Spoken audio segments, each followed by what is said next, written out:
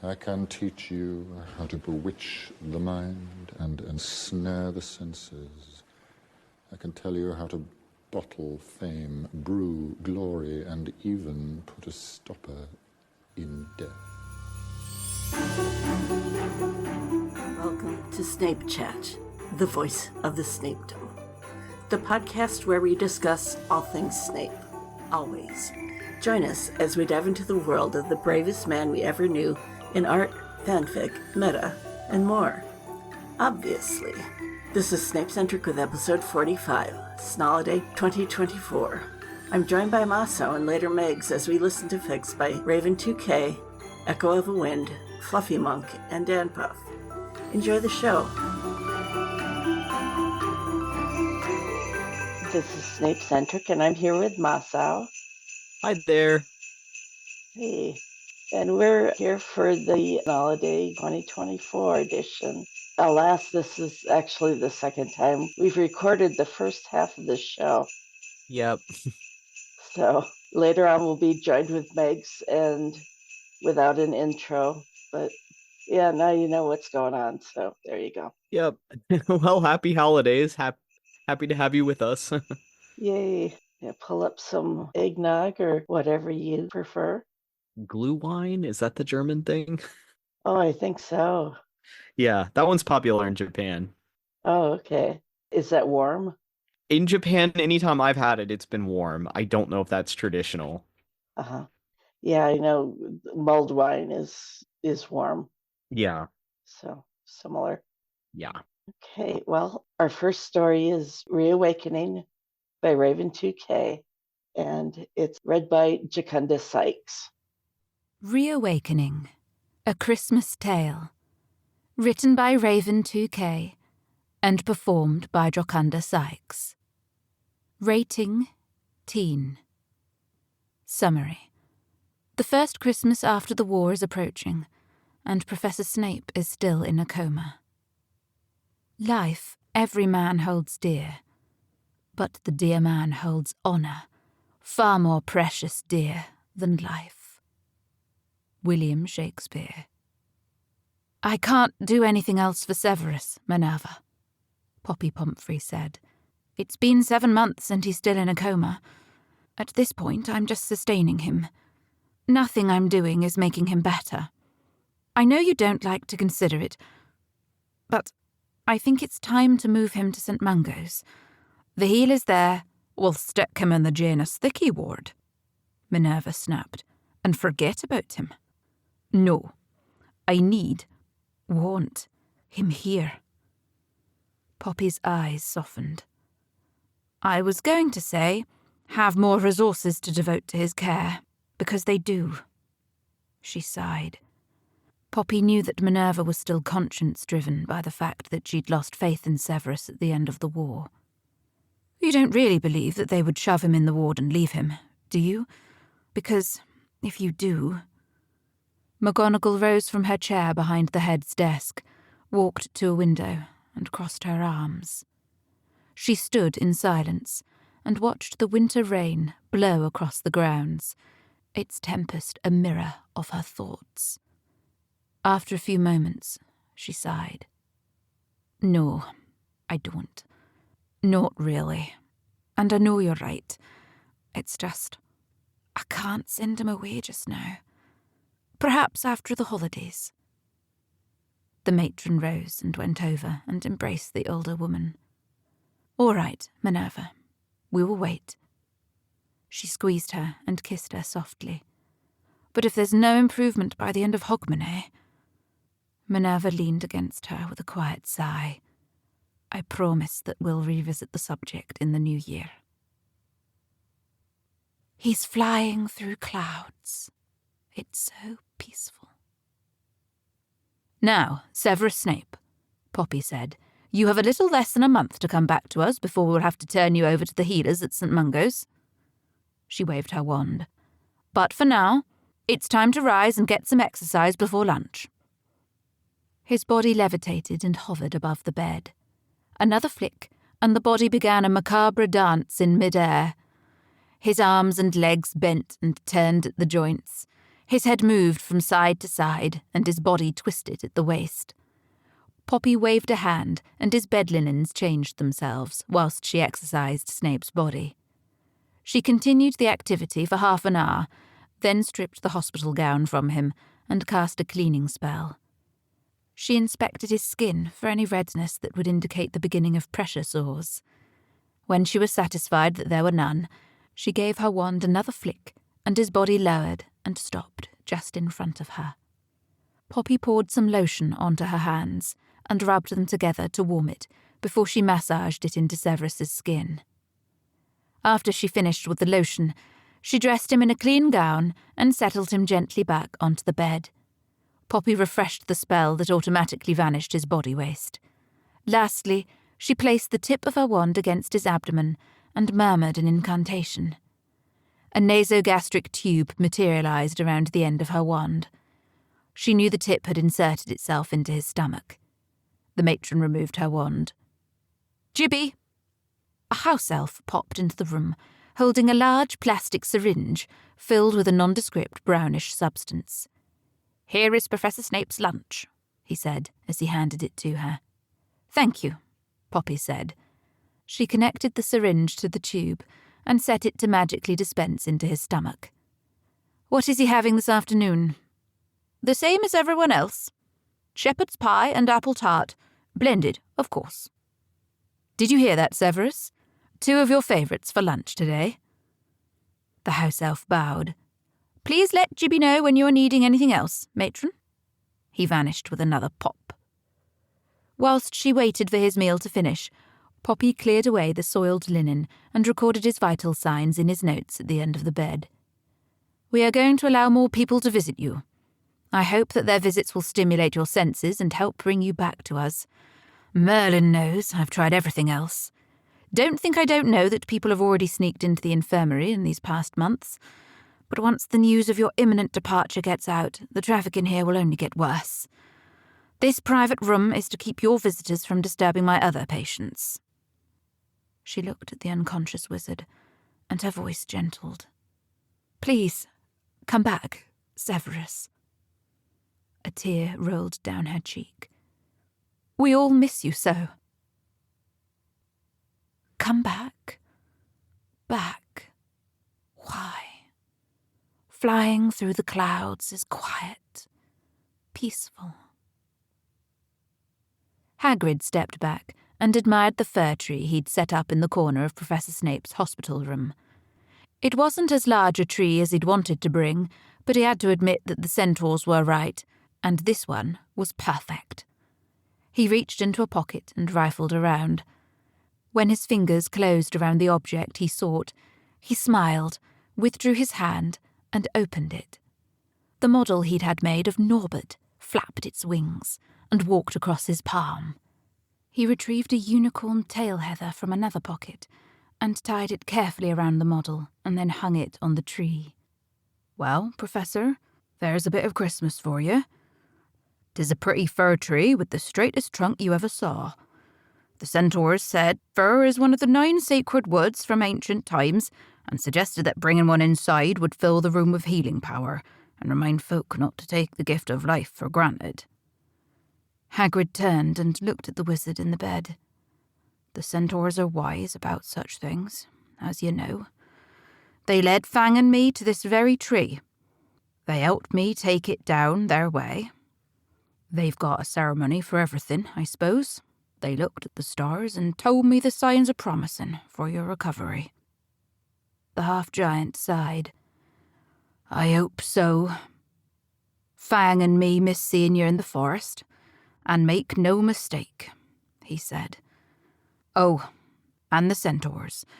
They showed Fang and me the place where the aconite grows that only they know about, and told me to let you know you're welcome to gather some when you're better. Feeling guilty, I guess, for waiting so long to come to our aid during the war. I marked the spot so you can find it when you're ready to collect it. So, in their own way, the centaurs send their regards." Tears he couldn't stop overflowed his eyes and streamed down his cheeks. "You've got to get better, Professor. I heard the headmistress say you're to be moved to St Mungo's in the new year unless you wake up. After everything you did for us, I'd hate to see us stuck there with that muppet Lockhart. He'll drive you barmy, even if you are unconscious. Hagrid pulled a handkerchief out of another pocket, wiped his face, blew his nose, and then shoved it back. Well, I've got to get back. Fang will be wondering where I've got off to. I wanted to bring him, but Madame Pomfrey wouldn't allow it. Probably for the best. Anyway, get better soon, Professor. I'll be back again when I can. Aconite, also known as monkshood or wolfsbane, an ingredient or a potion, or both. Pomona carried a basket with mistletoe, holly, and some fragrant flowers from the greenhouse into Severus's room. Her intention was to both brighten the room and stimulate his senses. The fir tree in the corner had been a lovely surprise. She spent a pleasant hour humming Christmas songs as she wove the mistletoe and holly into the branches of the tree. When she was satisfied, she hung the rest of the greenery around the door, across the walls, and over the bed.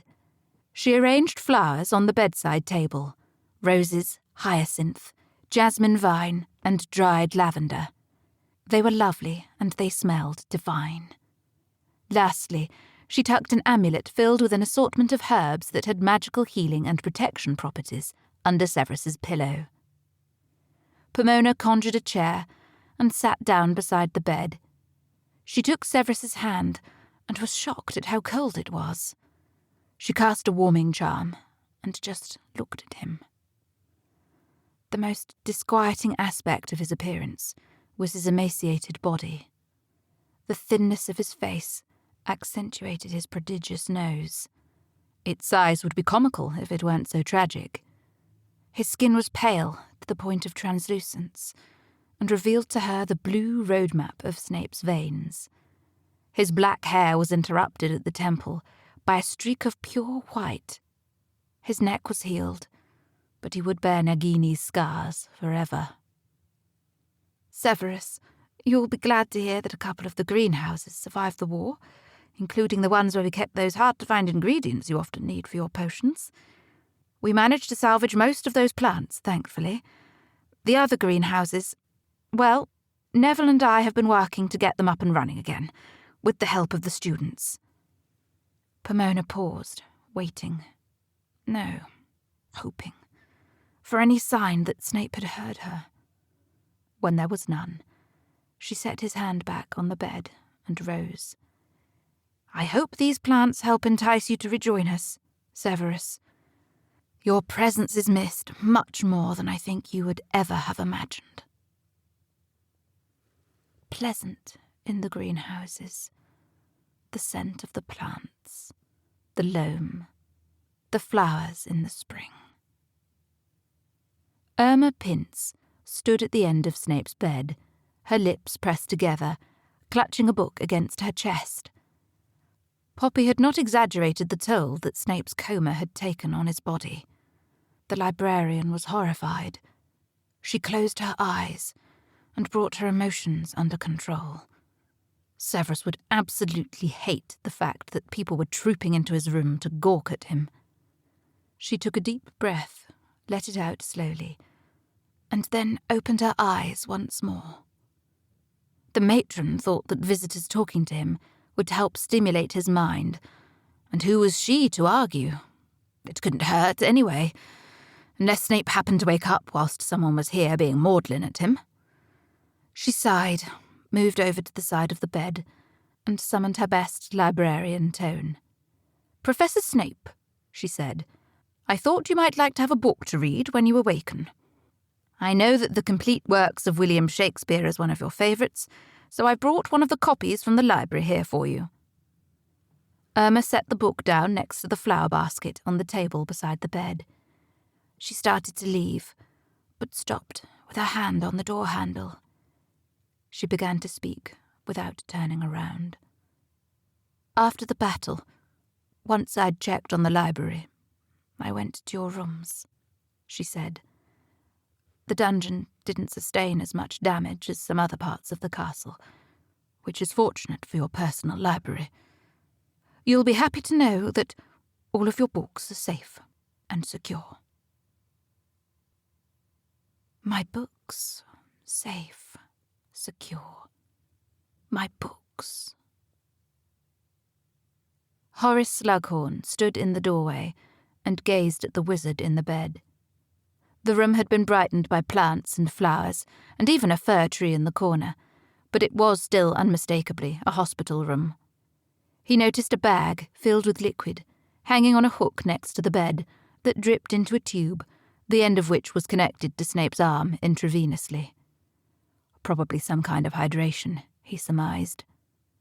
The rotund wizard made his way fully into the room, and then stood uncomfortably next to the bed. Horace hated hospitals and hospital rooms, but Minerva had told everyone during the staff meeting the other day that Snape was to be moved to St. Mungo's in the new year if he didn't regain consciousness, so he'd made the effort to visit. Now that he was here, staring at the result of one man's loyalty, Slughorn wasn't sure what to do. He cleared his throat, and the sound echoed loudly in the room. With a wave of his hand, the lovely strings at the start of Mozart's Symphony No. 6 soared to life. Slughorn tweaked the spell so the music would shuffle through the more than 600 works created by the greatest musical wizard of all time, in his opinion. And apparently Snape's as well. Slughorn had found many and varied recordings in Snape's office, but the Mozart stood out in number. As he listened, Slughorn slipped his hands into the pockets of his robes and found a small vial he'd brought with him. He drew it out and conjured a string. "Snape, I want to reassure you that I am taking care of the Slytherin students, so you don't have to worry about them," he began, at the same time tying the string to the flask. "Incidentally, they send their best wishes for your recovery. They will never admit it, of course, but they miss you. I'm too old for their young eyes, you see." With the string wrapped around it and tied securely, Slughorn took the tiny flask over to the tree and hung it on a branch above a little model dragon. It roared at him and flapped its wings. Slughorn smiled half-heartedly. "Severus, I never invited you to become a member of the Slug Club when you were my student," he said to the dragon. "I was remiss.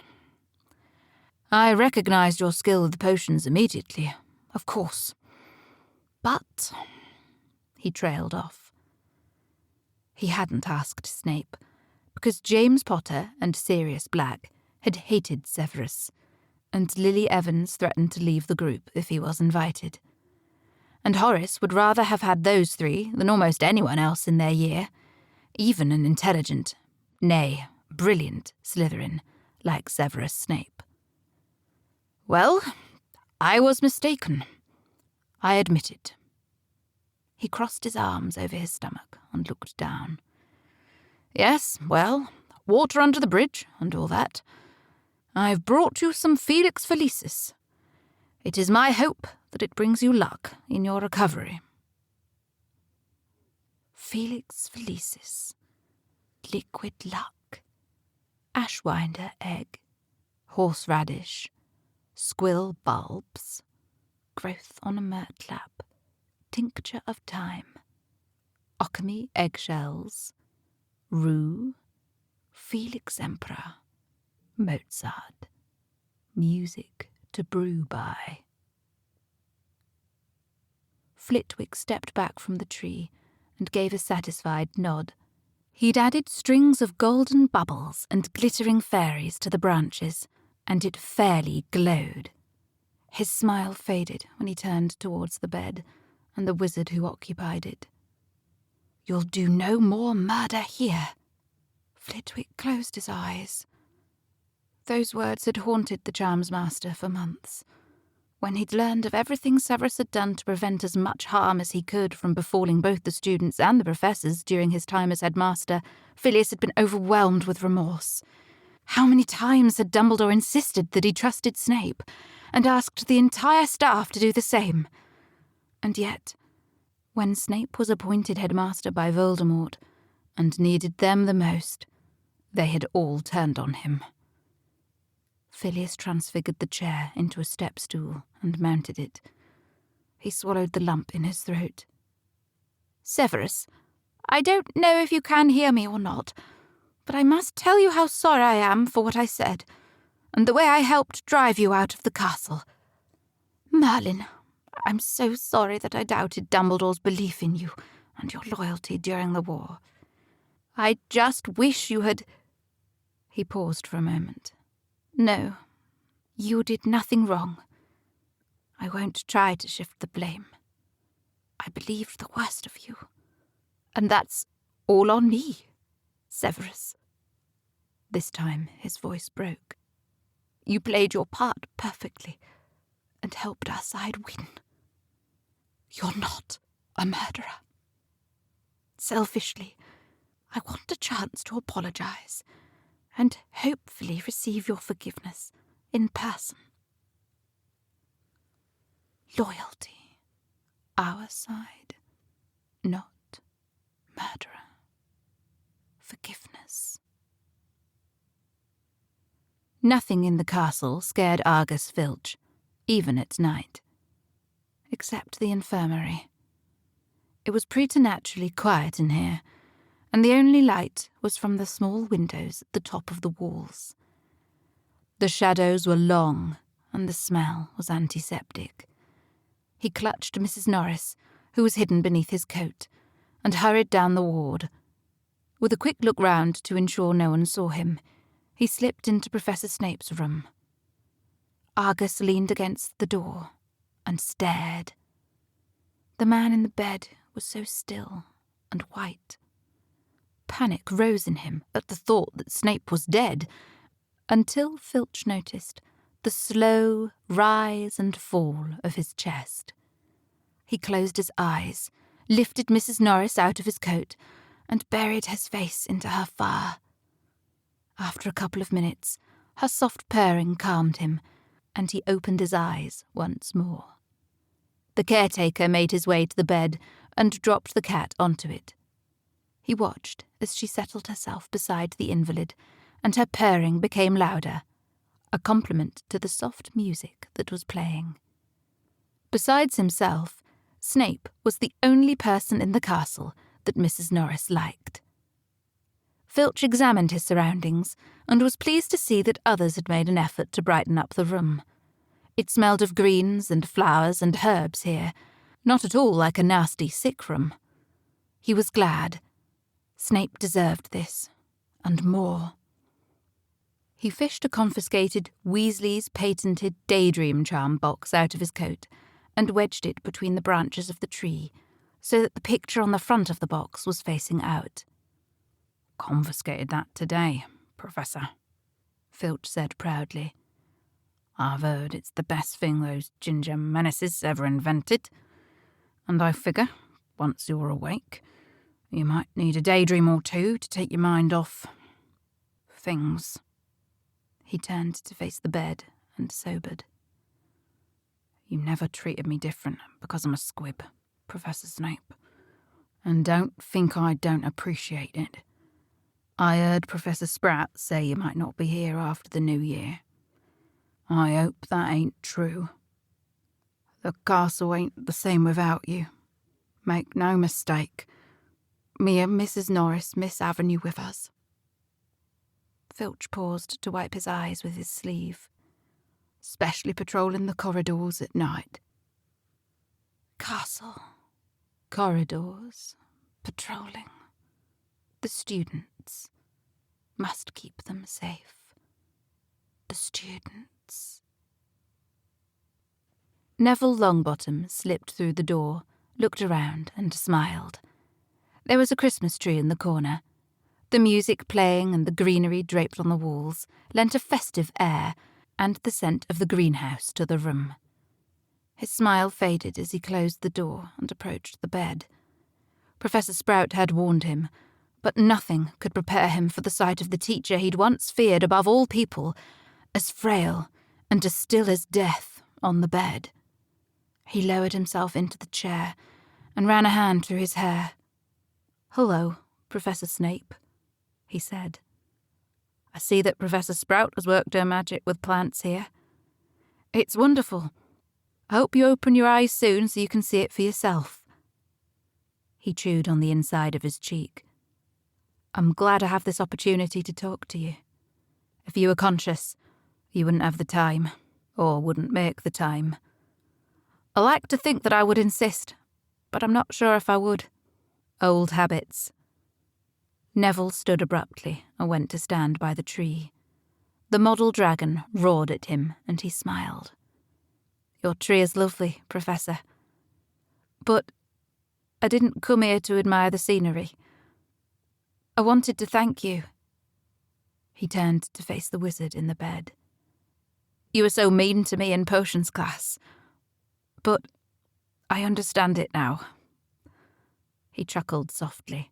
"Merlin, you had to be terrified every time I lit a fire under a cauldron." He sobered. "You taught me how to be resilient. Those lessons helped so much when I was running the DA. I thought we were being so stealthy at the time, but I realise now that you must have known about us. The fact that you gave us detention with Hagrid when you caught us trying to steal the sword of Gryffindor was a huge clue that I missed." Neville's gaze softened. "You protected us from the Carrows the best you could, and we never even realised it." He sighed. "I feel like a right idiot now, I'll tell you that. Anyway, thank you." Neville reached into his robes and pulled out his Remember-All. "I want to give this to you." He set it on top of the book on the table. "I hope when you get better, if you recollect me at all, you won't think of the idiot boy who melted the most cauldrons in potions. But, as the wizard, you've helped me become." The young man rose from the chair. When he got to the door, he stopped. "One more thing, Professor Snape," he murmured. "My boggart has changed. I'm not afraid of you anymore." Potions class. Lessons. Melted cauldrons. Resilient. Not afraid. Snape's eyes opened, and then closed again. Millicent Bulstrode stood at the end of Professor Snape's bed, reading his medical notes. After she finished, she replaced them with a quiet sigh. According to the notes, his condition hadn't changed in months. He was breathing on his own and still had brain function, but everything else had to be done for him. She looked around the room with a scowl. "How festive," Millicent muttered in a tone that suggested otherwise. She made her way to the tree in the corner, opened her bag, and waved her wand. A chain of tiny silver and green snakes, linked head to tail, floated out and wound themselves around the tree. Next, a rolled-up cloth attached itself to the wall above the headboard of the bed and unfurled itself to reveal a Slytherin banner. Millicent smiled. Much better. She turned towards the bed, and her smile faded. Everyone talked about Professor Snape's role in the downfall of Voldemort. Endlessly. Incessantly. For Merlin's sake, you'd think he was some kind of Gryffindor the way people went on about it. Millicent and the other students of Slytherin House were quick to set those fools straight. If Snape hadn't been Slytherin, he never would have had the cunning to pull off such a task. Every single Slytherin was elated to have a genuine hero from their house, and no one was going to be allowed to forget their contribution to the defeat of the Dark Lord. From the whispering she heard around the common room, the biggest fear most of the other Slytherins had was that Snape would die and they would have a posthumous hero. That wouldn't do at all.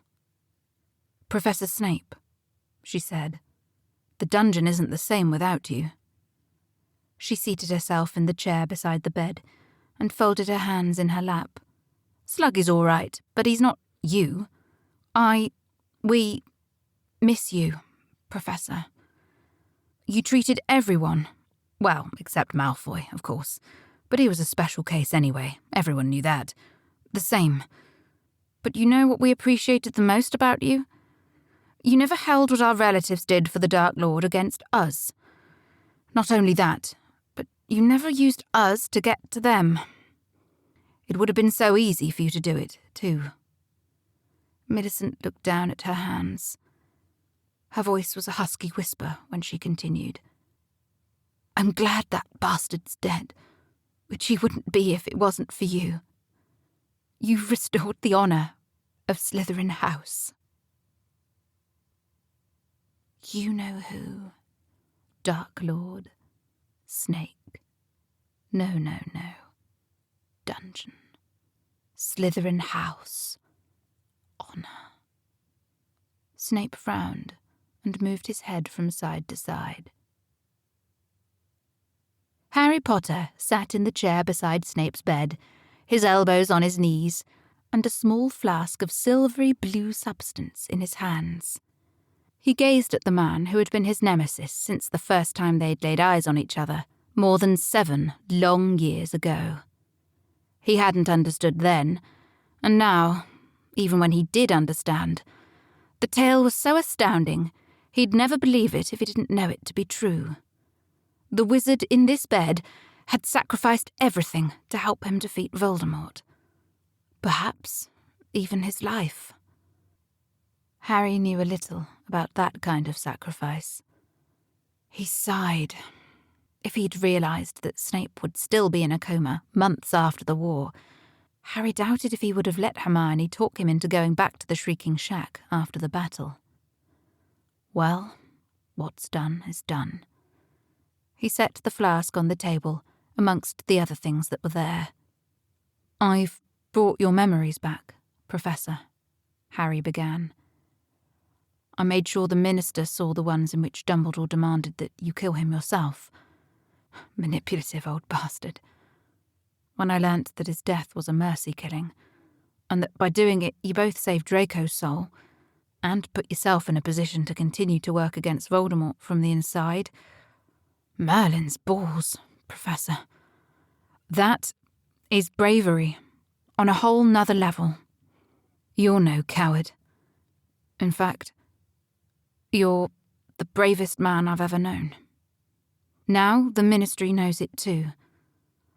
There's an Order of Merlin, first class, waiting for you, when you get better. Harry felt his eyes burn with unshed tears. I know my mum would be proud of the wizard you've become. He inhaled deeply. You know, I often wondered why you seem to hate me so much. After seeing these memories, I realised that you must have seen my dad every time you looked at me. I suppose that made it easy to carry the grudge you held against him over to me. Was it hate? It felt like it. But damn, Snape, what you did, you still looked after me all these years. Even when I made it hard. Harry took off his glasses and rubbed his eyes. Which was always Dumbledore. Final duty. Must protect Lily's son. Occluding always. Afraid always. Snape's eyes opened, then closed. His mouth moved, but he made no sound. Always. Friar Francis, Hermione read. Pause a while, and let my counsel sway you in this case. Your daughter here the prince is left for dead. Let her a while be secretly kept in, and publish it that she is dead indeed. Maintain a mourning ostentation, and on your family's old monument hang mournful epitaphs, and do all rites that appertain unto a burial. Leonato. What shall become of this? What will this do? Friar Francis. Marry, this well carried shall on her behalf change slander to remorse. That is some good. But not for that dream I on this strange course, but on this travail look for greater birth. She dying, as it must so be maintained, upon the instant that she was accused, shall be lamented, pitied, and excused, of every hearer, For it so falls out that what we have we prize not to the worth, whiles we enjoy it, but being lacked and lost, why, then we rack the value. Then we find the virtue that possession would not show us, whiles it was ours. The words on the page blurred as her eyes filled. And so it fares with us, too. Hermione sniffed. We never realised what we had until it was taken from us. Hermione marked her place with a piece of parchment and then closed the book. You know, like Beatrice stood up for Hero, I defended you when others doubted your loyalty. Yes, I'm still a know-it-all, if truth be told.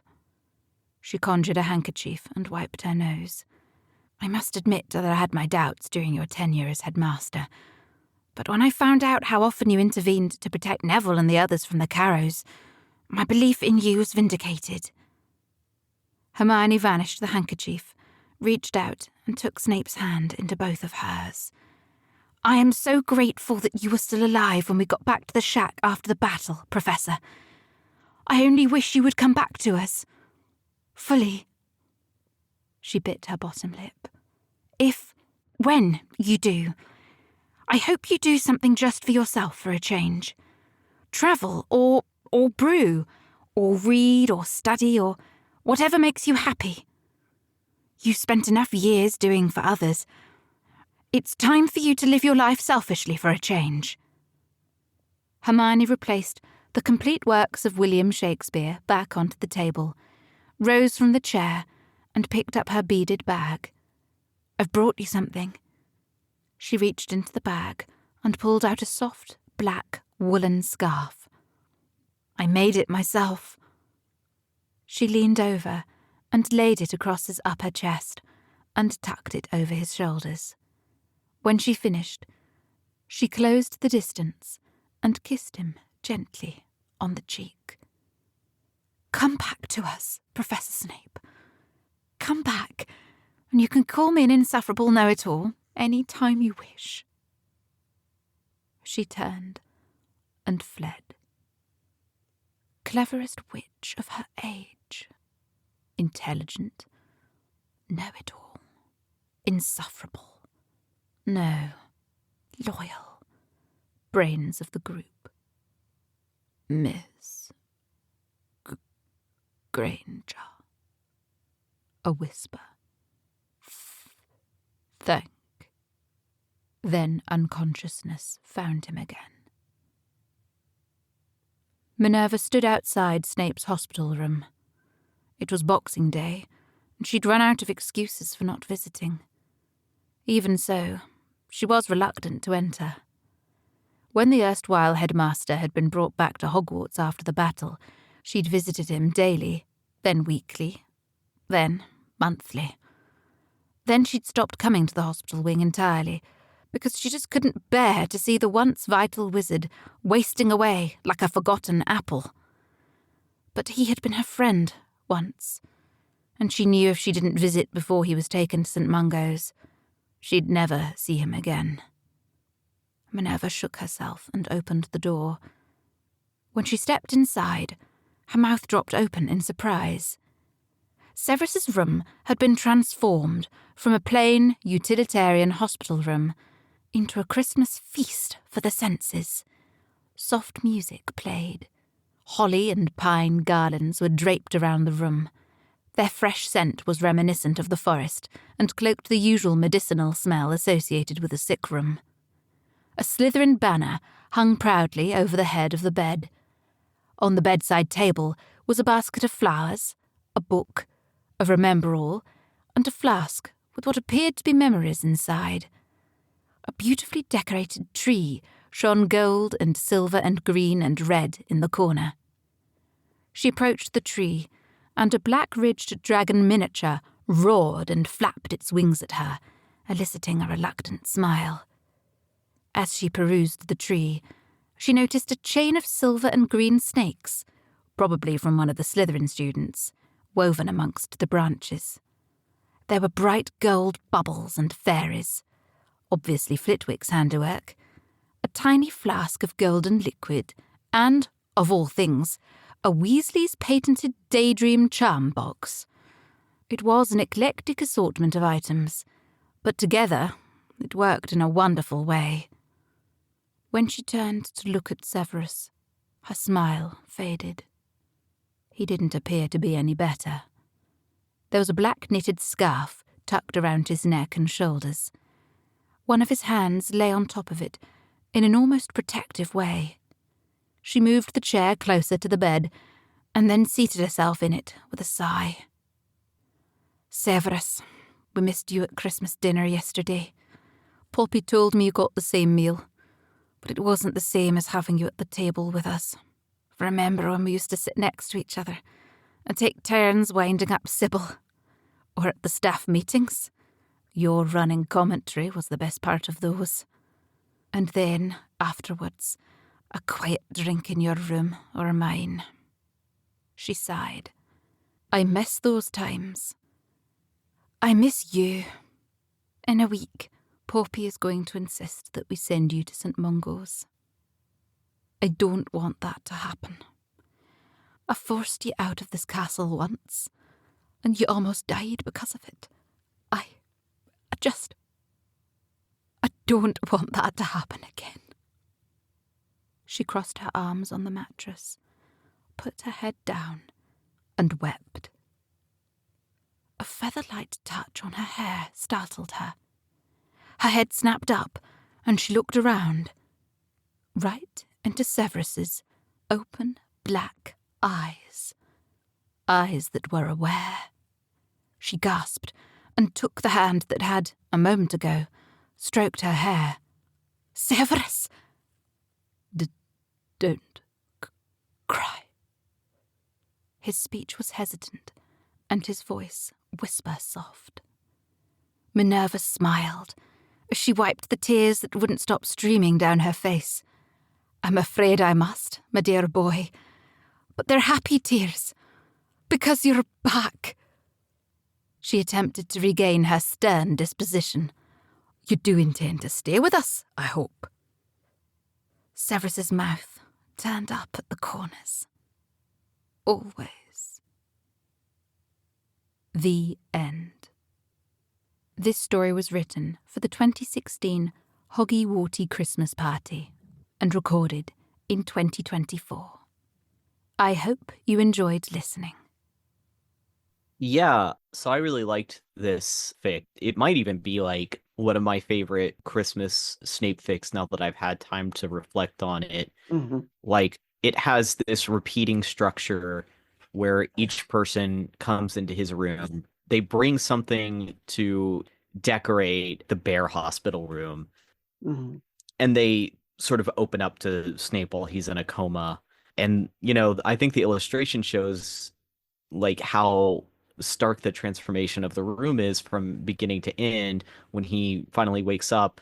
And it's just really nice to see all these characters have this kind of in-depth, you know, gratitude and sense of fondness, I guess, kind of like feeling a connection to Snape that we don't really get to necessarily see so much of in the books, but you'd have to assume that people have these thoughts and feelings about him. So it's just an interesting little journey into that. Yeah. And I think as far as Snape lives, he's got to recover from Nagini's attack, of course. Mm-hmm. Oftentimes it's portrayed in the fic itself. Other times it's left as a mystery. Yeah. I mean, he healed himself and disappeared. In this case, Hermione convinced everybody to go back and get him, right? I think so, yeah. Which I thought was a really interesting detail.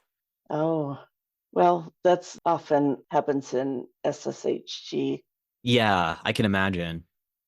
So I know in some scenario, I feel like Harry's the one to save him. So I can imagine, depending on like what you ship, kind of could color the way Snape Lives plays out for you. Mm-hmm. Yeah. Oh, there's also Phoenix Tears, just kind of a nice. Yeah, of course. Or I don't know. I like to think Lucius went back Oh, Somebody went back. somebody went. I do like the idea of Fox as well. I think that if that had happened in canon, it would have been kind of poetic, you know? Hmm. And I feel like I would have liked to see that. I don't hate that he died in canon, but I feel like if that had happened, I would have enjoyed that too. Hmm. Yeah. There's also an amazing illustration. I don't know, that's not quite an animatic, is it? Do you think, Masao? I don't know. I'm not really sure like what defines that, but like it is kind of an animated illustration, so Yeah, it portrays how the different visitors who come and decorate his room and everything. yeah. So it's just very nice. And of course, it's by my witch, who's amazing. Have to also mention her 25 days of drawing. Yeah, She has real life this year, so I don't believe she's doing it. fair enough. She's done it for many years, and what she does is she gets prompts from everybody, and then Oh. yeah, So like she posts that she's gonna do it and people submit prompts? yeah, yeah, either on LiveJournal or Dreamwidth. That's a really cool idea. That makes me want to try it. Oh, I'll remind you next time. Yeah. And I'm looking at the 25 days of drawing on AO3. It looks great. Yeah, I think she started in 2017. Wow. So there's lots of great Christmassy art there. Yeah, for sure.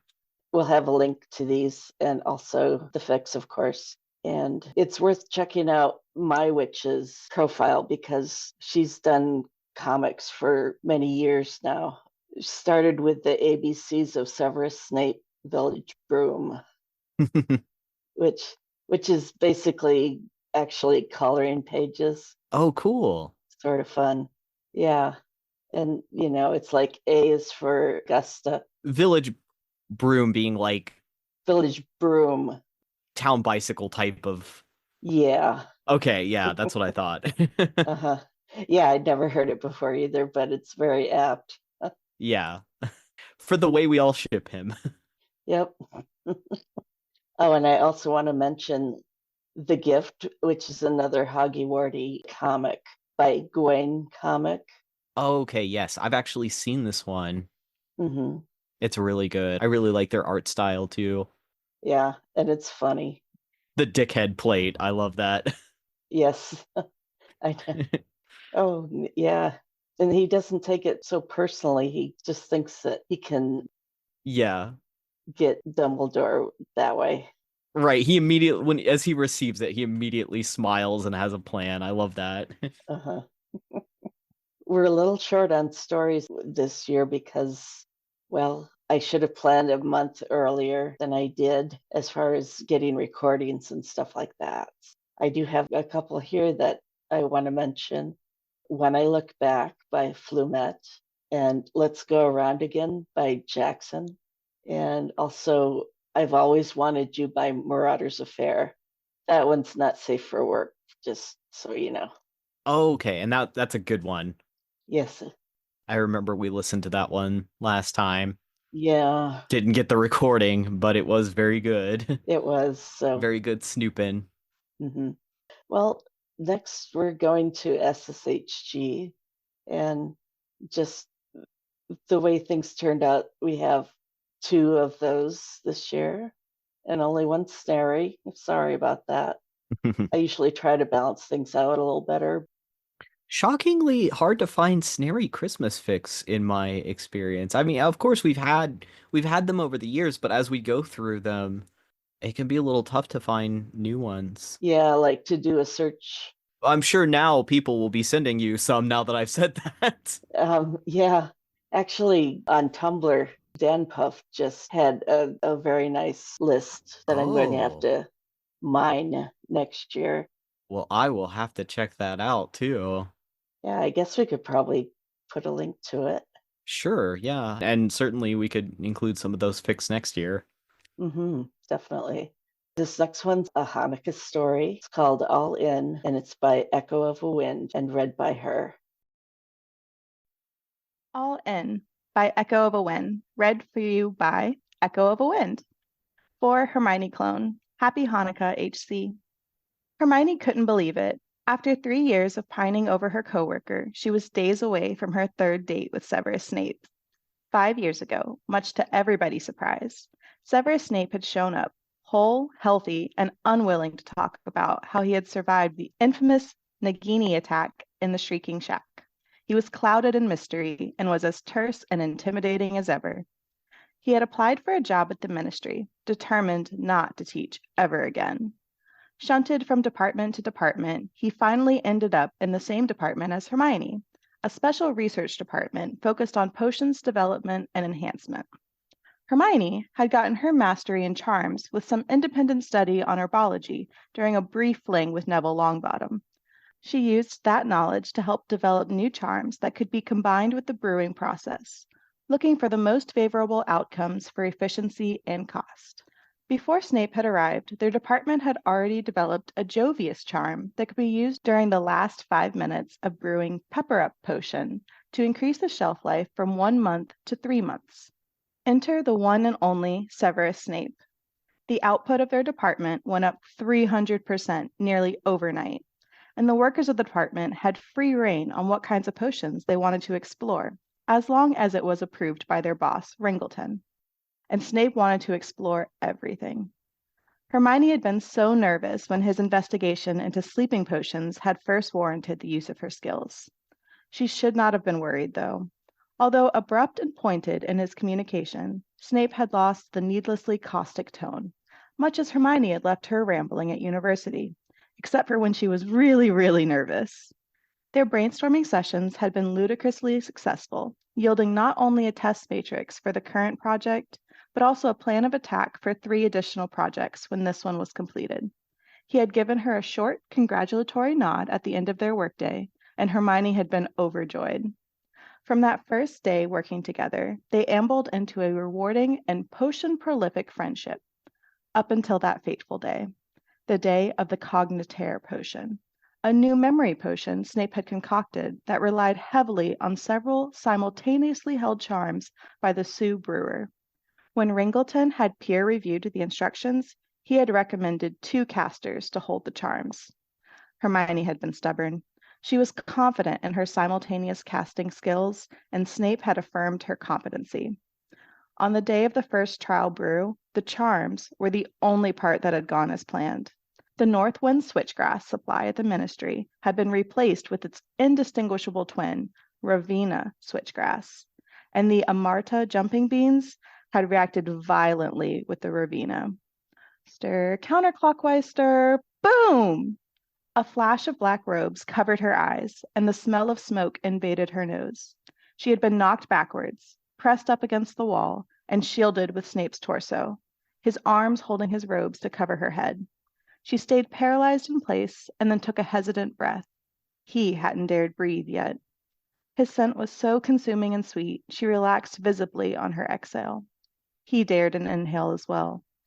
Several breaths for each of them later, Snape stepped back, eyes roaming her body for injuries, and upon finding none, relaxed into its normal, imposing posture. That was the day it had changed. One chance encounter in his embrace, and she knew she wanted to spend the rest of her life there.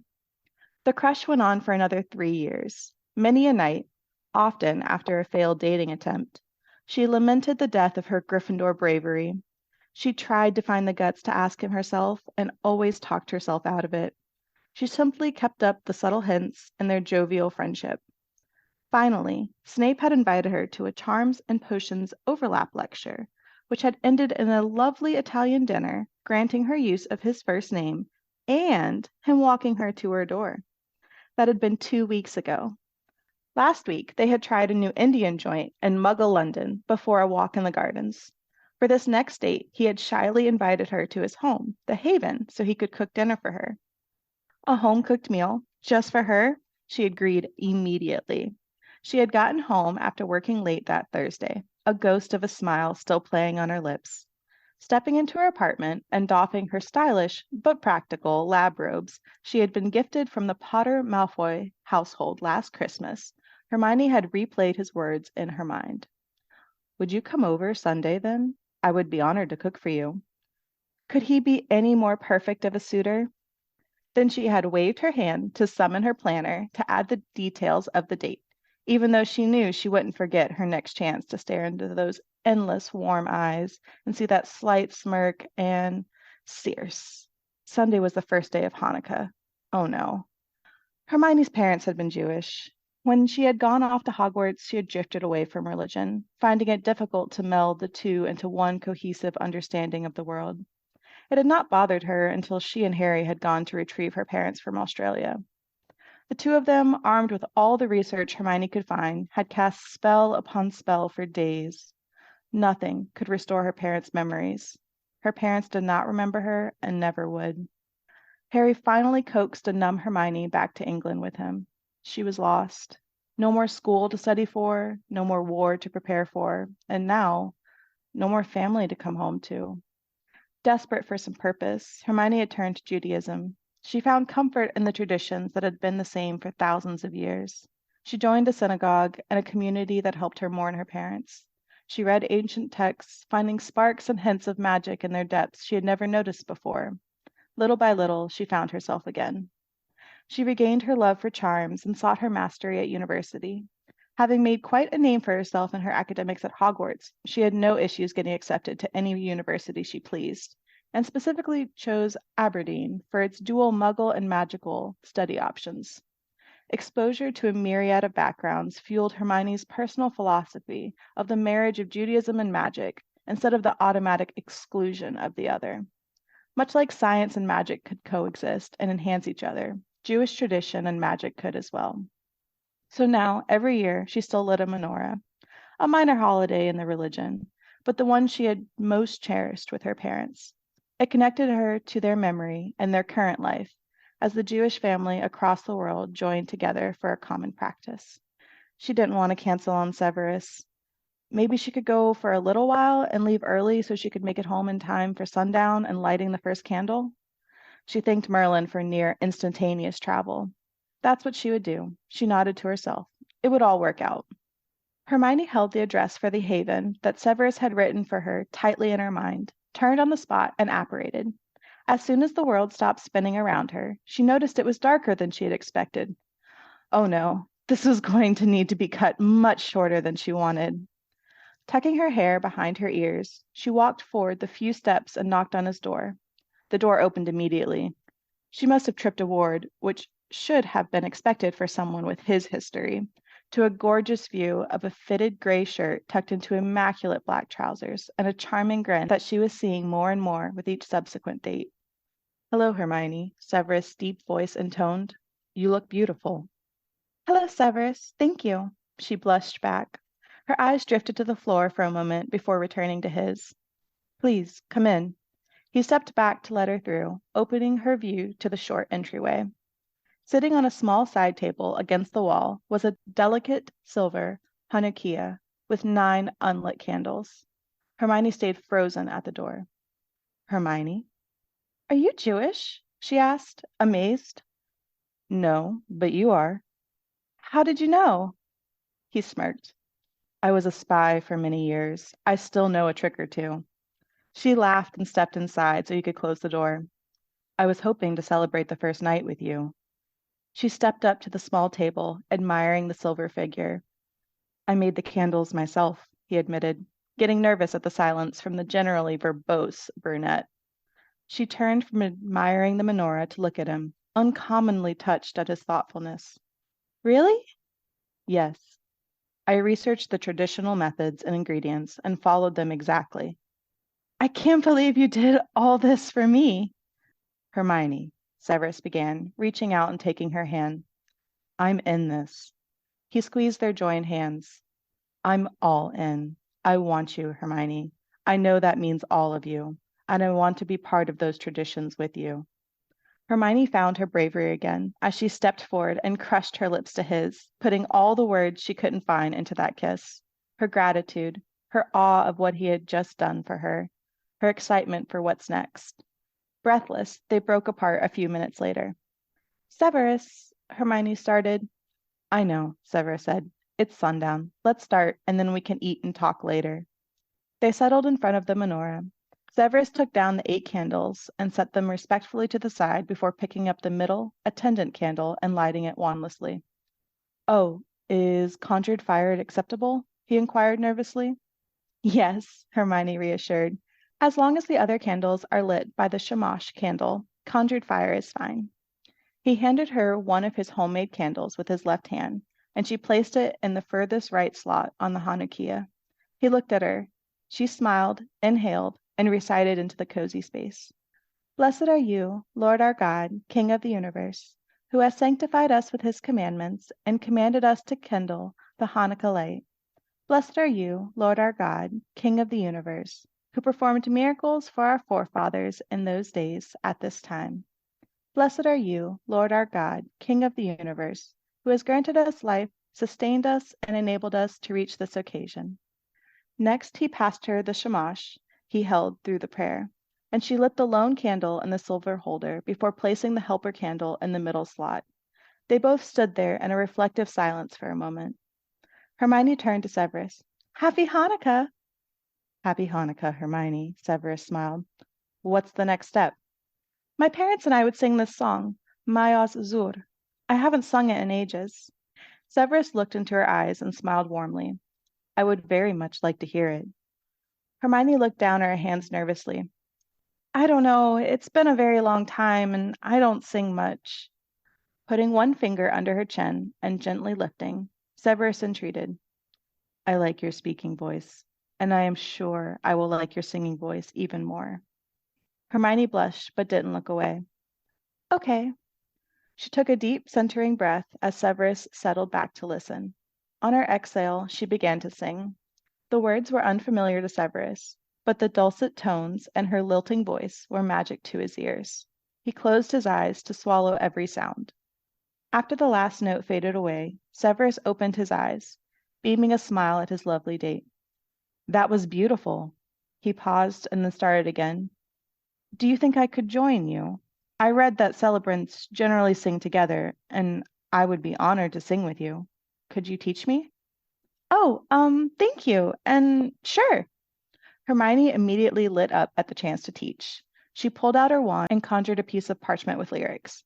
She handed it to him. Here, this is the translation. Severus took the parchment and stepped closer to her. Hermione blushed again and tried to subtly angle her body closer to him. She grasped the other side of the parchment and tapped her finger to count them in. Tap, tap, tap. Rock of Ages, let our song praise thy saving power. Thou amidst the raging foes was our sheltering tower. Furiously they assailed us, but thine arm availed us, and thy word broke their sword when our own strength failed us. And thy word broke their sword when our own strength failed us. His low bass and her gentle alto mingled and tangled in the air. There were a few extra pauses and a few times out of rhythm, but neither of them seemed to mind. After a few more moments of silence, Severus offered, I did intend to still cook for you. I made lentil soup and have the supplies for latkes. Ooh, Hermione exclaimed, then you better lead me to your kitchen. Severus gestured further into his home, and Hermione snatched up his hand before he could protest. He sat her at a stool on one of the counters and asked her opinion on the newest rubbish published in the Potions Monthly rag. She happily snacked on some pickles and chided him right back about his opinions on the latest Charms Quarterly, their practice routine. So they sliced and chopped their way to the sizzling sounds of potatoes frying, laughing and joking like they'd been doing this for years instead of for the first time. Severus? I'm all in too. I liked this one because it was a cozy story, I guess you could say. Yeah, it really will, like, not big on like drama, just a cozy lead into a new relationship, and it's very sweet. Yeah, I don't know, the idea of Severus going to all this trouble to make Hermione feel included and seen, basically. Yeah, and to like go to the effort to, invite her to dinner and like make this celebration for her, especially in light of her, essentially losing her parents. Yeah. I like the trope of him going to Australia with as well sometimes. Yeah. He's got the mind magic thing going on, so. Right, exactly. If anybody could do something about it, maybe he could. Right, exactly. This fic actually really got me thinking about that because I'm not really Snurmini is what I think of it, but SSHG because I don't really read those fics. I don't really run into these tropes so much. Mm-hmm. And oftentimes, what happened with Hermione's parents in the fics that I read is either just kind of undone off screen or isn't really mentioned. So this fic really going into it and the consequences of that, it did get me thinking about like, well, what could be done? And I think you're right, like with Snape's mind magic, I'm sure there are a lot of fics like that I just don't know, but I bet, that would be interesting that he would do something about it. Mm-hmm. One thing that's cool is that there are so many fics out there now Yeah. that just the volume of people creating is really kind of mind-blowing. I think when I search on AO3 for summary Severus, you get like 24,000 stories Wow. have him at least mentioned in the summary. Yeah. So he's going to be kind of a main character, if not the main character. Right, right. And it's been more than a decade now since the last book came out. So I think that with time and people continuing to write fan fiction, at first when the last book came out, I felt like people were less willing to be creative because they wanted to be more canon compliant.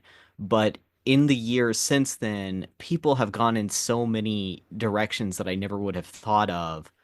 Mm-hmm. And there are so many headcanons for Snape and everything to do with Snape. Yeah. I think that's really fun to see, and it makes for, such a healthy fandom that we have so much. Mm-hmm.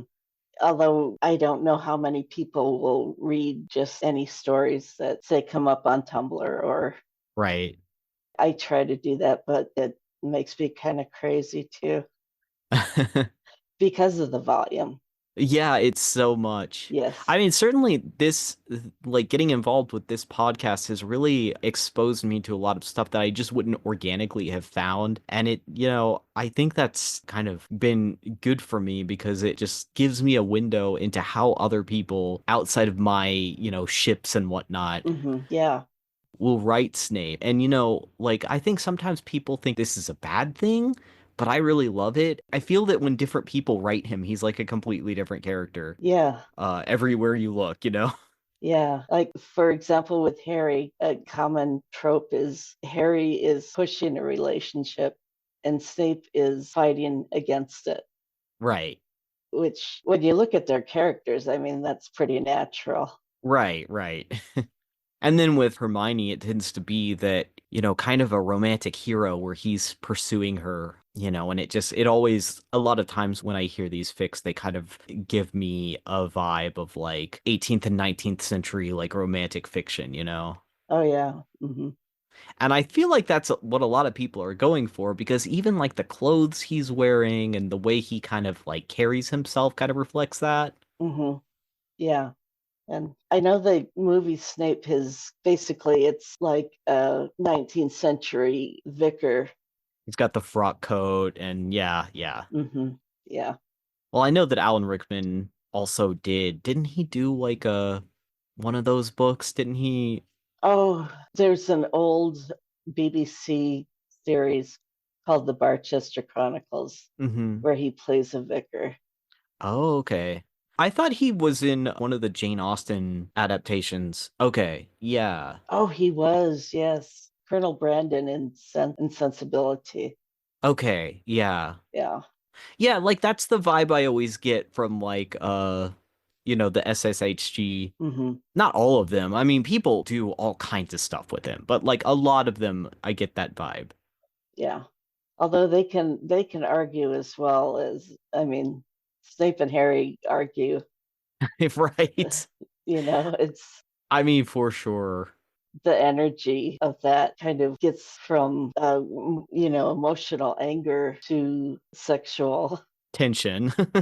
Yes, yes, yes. So much interesting stuff out there. Okay, our next story is also SSHG. This one's Love Story for a Bibliophile by Fluffy Monk, and it's read by me. I worked really hard on it. I'm sorry I'm not a better reader, but there you go. We'll go ahead and play that now. Afterwards, we'll be joined by Megs. Love Story for a Bibliophile by Fluffy Monk for Agnieszka. Summary. When Hermione returns to Hogwarts as a Transfiguration apprentice, she's surprised to find that the library doesn't feel like the refuge it used to be. After the castle opens a new reading nook for her, Hermione frequently finds herself offering to share both the space and her books with Severus Snape, a rather inconvenient development in light of her growing attraction to the cranky potions master. Hermione shook her head gently to bring her attention back to the Transfiguration journal on the table in front of her. She'd picked her usual spot in a corner of the library, but despite her best efforts to concentrate, she couldn't seem to sit still. At first she thought her discomfort was merely physical, a result of the nerve damage from Dolahov's curse, or the residual aches and pains of injuries sustained while they were on the run. She turned in her chair to stretch her back, giving a sigh of relief when the tension gave way with a slight pop. When the same niggling twinge occurred a few moments later, she tried walking her hands up and down her shoulders and the back of her neck to work out the chronic knots.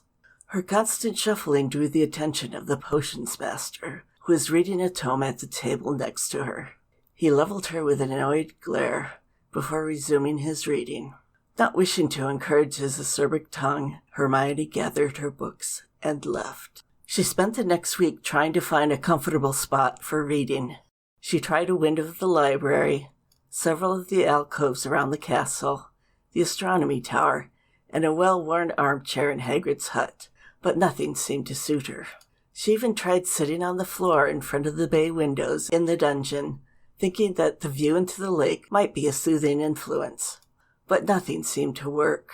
Severus Snape often noticed her when he was assigned to evening rounds, but a raised eyebrow was the only commentary he offered on the matter. By the time Friday arrived, Hermione was clearly frustrated. She clutched a copy of a Muggle novel in her hand as she stalked the corridors looking for a spot. When she'd finally given up and was heading back to the Gryffindor common room, she noticed a brief shimmer to her right. She was surprised to find a nook that she'd never noticed before. The window seat featured heavy green drapes, but these were pulled to the side as if in invitation. The plush crimson cushions and gold-trimmed pillows cradled her as she settled back in the seat. The familiar smells of cedar, worn parchment, and Dutch ink welcomed her. She peeked out the window to find the comforting sight of Hogsmeade, the lights of homes and shops glowing in the moonless night. Hermione settled in to read, blissfully unaware of how long she'd been there, when a sultry baritone made her jolt upright. "I see the castle has solved your dilemma, Miss Granger." She moved the drapes so she could see the source of the voice. "Good evening, Professor. I had no idea that this nook existed until tonight, but I'm glad." "That nook didn't exist until you needed it. It is quite likely that the castle will not open it to anyone else. It is very particular about how it responds to the needs of its inhabitants." Hermione had 1,000 questions about the castle's ability to change form, but he cut her off before the litany of questions could start. "I've brought something for you." Her surprise was evident when she accepted the unabridged copy of Les Miserables from him. He smirked at her. "I noticed you reading The Hunchback of Notre Dame last week, and based on the state of your brow, it didn't seem as though you were enjoying it." Hermione grinned sheepishly. "I have to admit the chapter describing every river and gate in Paris was getting a bit cumbersome, even for me." Hermione grinned sheepishly. "Ah, yes, a bird's-eye view of Paris. I remember that chapter well. I suspect you may find Les Mis more interesting." Severus rolled his eyes. Even though he does occasionally wax philosophical about the Napoleonic Wars and metropolitan sewer systems. She laughed, a sound which seemed to catch him off guard. "I haven't heard you do that in quite a while." She gave him a wry smile. "That's probably because you're the first person to give me a reason to laugh, sir." He cleared his throat, and she blushed when she realized she'd made him uncomfortable. "Please forgive the intrusion. I don't want to keep you from your reading." "Good evening, Miss Granger." She clutched the volume to her chest, the next words coming out before she gave them much thought. "Professor?" "Yes?" "I'll read the novel this week. Perhaps we could talk about it after your rounds next Friday. He stared at her a moment, his expression giving away nothing as he assessed the propriety of accepting her invitation. He gave a small nod. That would be acceptable. Every evening of the following week found Hermione curled up in the obliging nook, her voracious reading appetite whetted now that she had her spot, and Severus had given her new fodder. When she heard his approaching footsteps on Friday evening, she moved the drapes out of the way and gestured to the seat across from her in the window seat. In one lithe movement, he sat across from her, crossing his arms over his chest and keeping his expression neutral. Hermione shivered when his leg brushed against hers as he made himself at home, a motion which Severus either didn't see or chose to ignore. She stroked the spine of the novel thoughtfully. I have to tell you that I was thinking about you as I read this. His face was the same inscrutable mask. Interesting. Do go on. Forgive me if I'm being too personal, but I feel that since you went to the trouble of loaning me the novel, I owe you my thoughts on it. If my remarks seem impertinent, I hope you'll understand that I don't mean them to be. When Jean Valjean was first imprisoned, he was trying to steal bread for his sister's family. He was doing what he had to in order to protect his family, but Javert and the public refused anything but the most draconian ideas of justice and punishment. You protected all of us, but people vilified you as though no act of kindness could ever justify being a spy. Severus didn't reply, but she interpreted the fact that he was still in his seat as license to continue. She chose her words carefully, realizing she was addressing a sensitive topic. Jean Valjean felt as though he didn't protect Fantine as he should have, and when she died, he took care of her child, just as you took care of Harry. Severus finished for her. Hermione waited for the storm to start, for his coldness and fury, but nothing happened. His brow furrowed in thought. I understand why you would think of me, and there are certainly similarities between my life and Jean Valjean's experiences, but there would be for anyone who has experienced guilt or been the victim of injustice. Victor Hugo himself was exiled for years because of his views about Napoleon. Hermione nodded. Do you like the novel? I do. Why? It reminds me that in spite of the fact that so many things are not in our control, we can make some choices, decisions that, however small, sow the seeds for change. Hermione's head tilted questioningly. All right, I'll admit I'm intrigued. Go on. When I reflect on my tormentors, James, Sirius, and Remus, I used to think that there is no punishment too great for what they'd done to me. When I read Jean Valjean's story now, I can only feel pity for Sirius being confined to Azkaban for 12 years for a crime he didn't commit. No one should have to experience that. When I read Cosette's life with Jean Valjean, I feel nothing but compassion for James and Remus. They didn't live to raise their sons. The novel reminds me that we have a choice in how we think about people. It's not all in their hands. Hermione's voice turned soft. So you've chosen not to hate them? Yes. The corner of his mouth tugged into a reluctant grin. It helps that I have my own priests to set an example. Priests? I'm sure you remember the clergyman in the novel. Hermione nodded. He chose to allow Jean Valjean to take the stolen silver and told the constables that it wasn't stolen. He was willing to make sacrifices to give a broken man a new start. In my case, it was a pair of meddlesome Gryffindor women who insisted on a new start for me after the war. Between the headmistress insisting I had a job to come back to, and her know-it-all apprentice visiting me every day at St. Mungo's, I really didn't stand a chance. We did corner you with good intentions. He crossed one leg over the other. Believe it or not, I found it easier to forgive the marauders for bullying me than to forgive you and Minerva for saving me. However, I am willing to forgive your kindness to me in the name of friendship. Hermione looked at him appraisingly. So we're friends now. He shrugged. If you'd like to be. She pretended to consider the matter. That would be acceptable, Severus.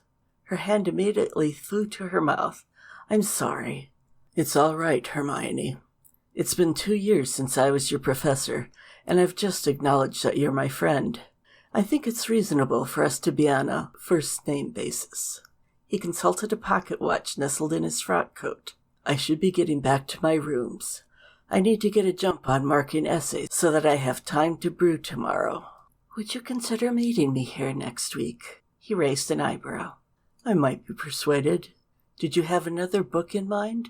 She handed him the novel that she'd brought with her, hoping that he'd agree to meet her again. He smiled when he saw the title, tucking the prodigious volume under his arm to take with him. I read The Lord of the Rings as a child, but I'll happily read it again since it's been so long. Until next time, Hermione. Good evening, Severus. The two fell into an easy routine after that. They were cordial to each other during the week, but largely restricted their conversations to professional concerns. Friday evenings, however, were a different matter altogether. On Fridays, they sat in a nook, sipping German orange rooibos tea from a thermos that Severus brought with him. On Fridays, Hermione introduced him to Toffee Fay, her favorite Muggle candy. On Fridays, they discussed literature and desperately tried to ignore the growing intimacy between them. When Severus provoked a pout by telling her that she was Sam in Lord of the Rings because she always had to look out for Harry, he made up for it by telling her that she was also Eowyn, the brave warrior who defied expectations to slay the Nazgul. He'd made up for it even further by slipping the Fairy Queen into her hand and whispering in her ear that she was his Britomart, his Lady Knight. When Severus experienced a setback in his attempts to refine the Wolfsbane potion, Hermione pressed a copy of Carl Sagan's Contact into his palm, twining her fingers with his, and reminded him that even if his efforts didn't always succeed, he'd never have to face them alone again. After Hermione ended her ill-advised relationship with Ron and her friends insisted that she'd made a mistake, Severus pulled her feet into his lap and rubbed her delicate arches, giving her a copy of Jane Austen's Persuasion and telling her that it took courage to stand up to her friends and do what was best for her. When Hermione saw the circles under Severus's eyes from nightmares of losing Lily and watching Death Eaters torture people he'd known since childhood, she'd barged into his personal space, moving to his side of the nook and holding him. He wasn't vociferous in his grief, but Hermione felt his tears falling into the crown of her hair as he clutched her to him. He returned to his chambers that night to find a folded copy of Dickinson's poem, My Life Had Stood a Loaded Gun, tucked into the pocket of his frock coat. After the students left for winter break, they agreed to exchange gifts on Christmas Eve. Hermione was surprised to find Severus already waiting for her in the nook. He'd forgone his usual frock coat in favor of a button-down linen shirt and black trousers. She leaned back in her spot, taking a deep breath of the cedar and bumping Severus's leg teasingly with her foot. I barely recognized you without your frock and cloak. What's the occasion? He grinned conspiratorially. No dunderheads to intimidate. She laughed. Fair enough. I'll just say that it suits you. Severus looked away, clearly uncomfortable with receiving compliments. She handed him the present, wrapped carefully in crimson and green. I hope that this will suit you as well. She decided to get him a Muggle book. Severus was constantly collecting and foraging plants for potions ingredients, and he spoke about them with a passion that some men did for a lover. She wanted to give him something that spoke to his passions. He smiled when he saw the cover of Michael Pollan's The Botany of Desire. This is lovely, Hermione. Thank you. No one's ever given me such a personal gift before. Hermione's brow furrowed in confusion. What do you mean? In the past, most of the presents I've received have been practical or impersonal. Cauldrons, vial kits, the occasional bottle of fire whiskey, but nothing to suggest that the gifter knew much about me. It's a pleasant change. He flipped the book open to a page that Hermione had marked for him and read aloud. It seems that by the time the singular beauty of a flower in bloom can no longer pierce the veil of black or obsessive thoughts in a person's mind, that mind's connection to the sensual world has grown dangerously frayed. For the first time in the years that Hermione had been acquainted with Severus, he blushed. His thumb caressed the bookmark that she'd created to mark the page, a single pressed red camellia. To someone like Severus who loved plants, there could be no mistaking the message. It symbolized an abiding, passionate love. His mind fought against the sense of excitement, arguing that it was probably a coincidence, that perhaps she didn't know what the flower symbolized. He cleared his throat to break the awkward silence and handed over her present. Hermione was disappointed that he didn't seem to respond to her overtures, but she hid it valiantly as she tore through the delicately wrapped silver and green paper. The cover of the book was bound in red and trimmed with gold. "It's Jane Eyre. You remembered my favorite, Severus." Her breath caught in her throat, and she distracted herself from the impulse to cry by flipping through the volume. The book was illustrated, and when she noticed that the pictures moved, it dawned on her that she'd had the volume commissioned for her. "Thank you, Severus. I don't know what to say. It's so beautiful." Severus watched her in silence, hoping she didn't see his growing sense of trepidation as she perused the illustrations in the book. When she came to the final illustration, titled Reunion at Ferndean, she looked at the image of Jane returning to Rochester, only to do a double take. The image wasn't of the man and woman who'd appeared in all the other illustrations. The artist had drawn Severus in Rochester's place, and the animation showed Hermione bringing her hands up to cup his cheeks tenderly. She looked up at Severus, who was clearly afraid of how she would react. "Don't trifle with my feelings, Severus." "I wouldn't do that, Hermione. If you had any idea how I feel about you." "How do you feel about me, Severus?" She whispered more breathily than she intended. Even in the act of confessing his feelings, Severus couldn't resist the temptation to needle her. "I'm in love with you, you insufferable know-it-all. Obviously." It was fortunate for Severus that he had a cushion at his back, as otherwise he likely would have ended up with a concussion when she launched herself at him.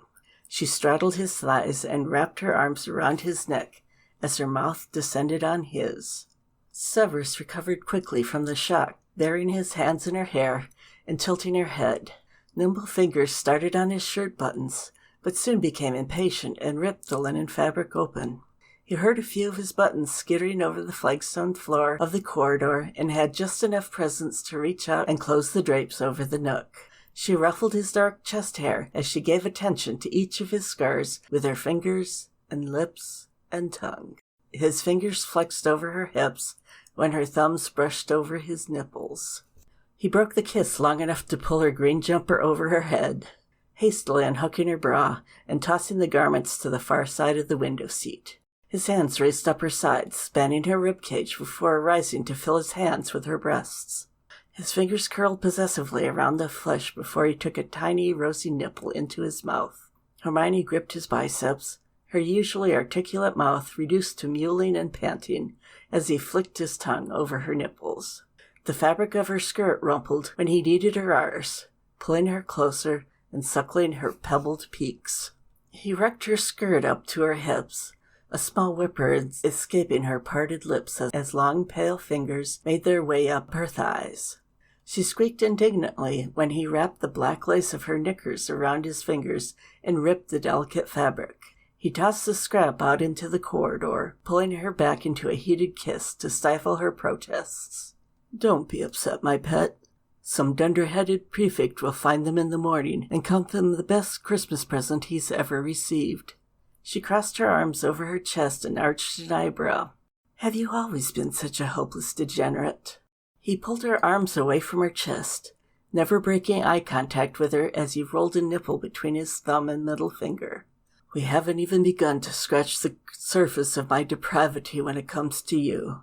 Are you frightened, Hermione?" Her fingers gripped the buckle of his belt as her lips brushed his ear in a whisper. "I'm intrigued." The next few minutes were a blur of flailing limbs as they raced to finish undressing each other. Hermione's discarded skirt made a thud when the zippers smacked against the window. Trousers and socks draped over obliging cushions as Hermione gradually exposed the scar-riddled pale skin she'd been fantasizing about for months. When she straddled him again to sink onto his very prominent erection, Severus stopped her, perching her over his left leg. He hissed in anticipation when the evidence of her arousal smeared over his bare thigh. She needed no further encouragement, gripping his shoulders for leverage as she moved in shallow thrusts up and down his thigh. He gripped her hips and pulled her down harder, increasing the pressure on her clit. His nose rested at the juncture of her neck and shoulder, breathing in the heady scent of orange and vanilla. "Do you have any idea what I have in store for you, Hermione?" The only answer she seemed capable of making at that moment was a pleading whine. "I want everything with you.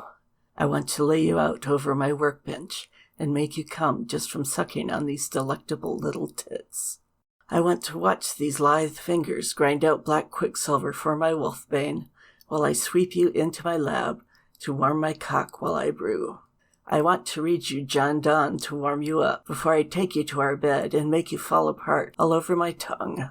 I want to argue about gender politics in Victorian novels right before you tie my wrists to our headboard and ride my cock until I bathe your insides with my cum." Hermione's pupils were dilated, her fingers tugging at her hair. "Please, Severus." Severus was lost in her. The only sounds flitting across his besotted brain were the gasp of her impending orgasm and the soft meow of Mrs. Norris out in the corridor. "Mrs. Norris?" They both froze.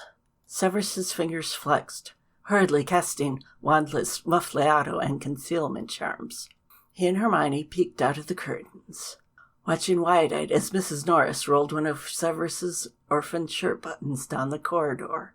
Filch wasn't far behind her, pausing to pick up an abandoned scrap of cloth from the floor. His face lit up with obvious delight when he realized the gem he'd found. Hermione watched in horror as Filch lifted the gusset of her discarded knickers to his nose, closing his eyes and relishing the smell of her musk. Severus gave her a wicked grin, clearly enjoying her discomfort. Filch finally pocketed the lace before following Mrs. Norris down the hall. Severus shook with laughter. "See, I did tell you that someone would happily accept your gift. Besides, he doesn't know it's yours. Just think of it as an anonymous donation to a very grateful recipient." He was so lost to his mirth that he missed the dangerous gleam in Hermione's eyes. "You think you're very clever, don't you?" Before he could answer her, she lifted herself over him, her hand wrapping around his cock as she lined up and sheathed him in one go. His laughter died instantly, replaced by a deep groan as she rolled her hips. "What's the matter, Severus? You did say you wanted me to ride you, did you not?" She set a vigorous pace, bracing a hand on either side of his head as she impaled herself on him over and over. Hermione watched Severus's face, transfixed by the look of helpless pleasure she found there, as she drank in each of his frenzied grunts. She widened her stance, allowing the head of his cock to caress a spot deep inside that instantly made her rhythm stutter. Severus finally broke from his daze long enough to help her, snaking a hand between them to find her clit. Hermione was so overwrought from the interruption of her first orgasm that it only took a few strokes of his calloused thumb circling the swollen nib for her release to crush over her. Her body contracted around him violently, dragging his orgasm from him as he chanted her name into her neck. They adjusted the pillows so that Severus could lean back comfortably and hold her with her arm and leg draped over him. He pulled a blanket from the back of the window seat and tossed it over them, chuckling to himself when he noticed that the window had fogged over from their exertions. Hermione whimpered in protest when he squeezed her hip to keep her eyes from closing. "Before you get too drowsy, I wanted to show you something." He pulled down one of the cushions behind her and waved his hand over the exposed wood panel. Hermione looked over her shoulder and gasped when she saw 3 letters appear. S.T.S. Severus Tobias Snape. "The castle didn't open this nook for me, did it? You did. This is your reading spot." He pressed a languid kiss to her forehead and the tip of her nose. "The castle made it for me when I was a teenager. I hid from my tormentors here. I spent hours reading without having to worry about being harassed or bullied. It was the closest thing I had to a home." She stroked his jaw with her thumb. And you were willing to share it with me? When it was obvious you were uncomfortable being back at Hogwarts, the castle was going to open the room of requirement for you. I talked it into opening my reading nook instead. Why did you do that? At first, I just thought you'd be more comfortable here. I reasoned that the swotty little know-it-all would prefer a reading nook over other options. After we met here a few times, I realized that my motives were more complicated. I wanted you to feel comfortable in my home. I think I was hoping that you'd always want your home to be with me. Was hoping. He rolled his eyes. Leave it to his little know-it-all to argue semantics. I am hoping. She smiled before pulling him down into a kiss. I love you, Severus. You are my home. I was just waiting for you to invite me in. Happy Christmas, Hermione. Welcome home. She rested her head against his chest, snuggling into his embrace. Happy Christmas, Severus. Aww. I have to say, the Filch moment. It's like, of course, Filch makes his appearance, and it's just like, like, oh. Sneak a wacky little Filch moment in there. Mm-hmm. There's a lot of Shakespeare references in like Snape fan fiction. I have to say I'm delighted to see a reference to Edmund Spenser. Just a shout out to the fact that there are other English Renaissance writers out there that deserve some acknowledgement. So surprised and excited about that. And how appropriate that Jane Eyre is one of her favorites. Like, yeah. The parallels between the two. And I think about all the time through writing and art, how people have different nuances or just totally different portrayals of Snape, and how little details can like make that shine through. Like in this, I feel like his frock coat was emphasized, and it's like, oh, well, you know, that's kind of inspired by movie Snape, but it also kind of ties into some of the 18th and 19th century literature that they're reading. And it really just gives like a flavor for how this author wanted to portray this particular Snape. Yes, absolutely. As kind of like a romantic hero, right? Yeah. Kat, you're muted. You're muted. I was just noticing. Okay, let's try that again. There we go. I love everything you said. It was great. Yeah. And I don't know, I love Snape, Hermione, and books. And this really put them all together in such a nice way. Yeah. I also really like Camellia's. It gave me a memory, since we were talking about our dogs like off air. My first corgi, when he was a puppy, we lived near a camellia bush, and for some reason he went through like a phase one week where he kept bringing camellia flowers into the house, and that was really cute. So I thought about that. Aw. Oh, he had passionate love for you. Obviously, he was a romantic hero. Well, we're almost done. Is this the last one? The last one, yes. And it's mine. Well, I read it. And it's yours. Yes, Yes, it is. danpuff's. I just read it. Yes. Yeah, this is nice. Yeah, White Lies and Silver Bells by danpuff. This was also written for Hogwarts Christmas for their 2022 Gift Fest. White Lies and Silver Bells by danpuff. Summary. Minerva is angry. Harry is smitten. Severus is afraid. Just another Christmas at Hogwarts. Written for Hogwarty Xmas 2022. Notes. For Dark Tony. I'm just here to spread my foot fetish, crossed out, snary agenda, and to spread good cheer via smut.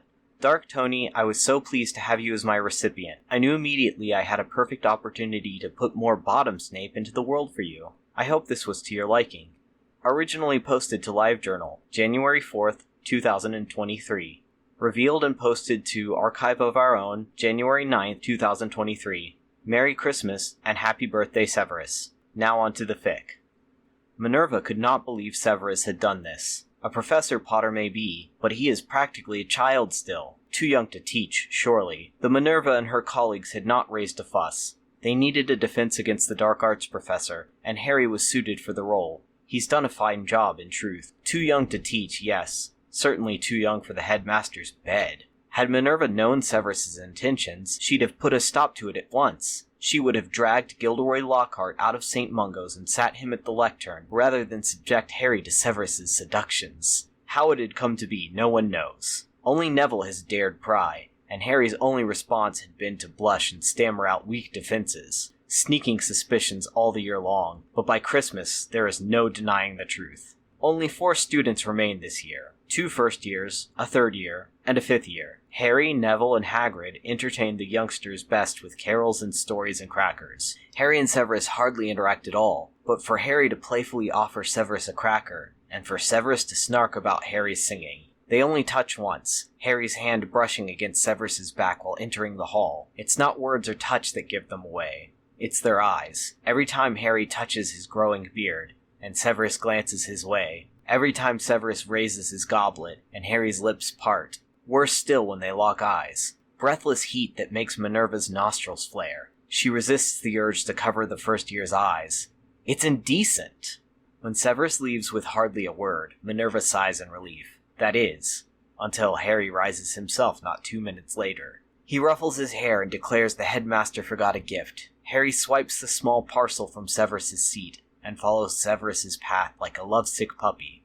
Once Severus has used him up, he's going to break that boy's heart, and Minerva will break his nose for a start. Severus has always done too fine a job at hiding his own heart. Harry skids into Severus's quarters and promptly drops his gift in the rush to neaten robes and hair. He was, perhaps, a tad too eager to get here, which Severus points out with a waspish. I've always known you to be a dullard, Potter, but can you not really count 10 minutes?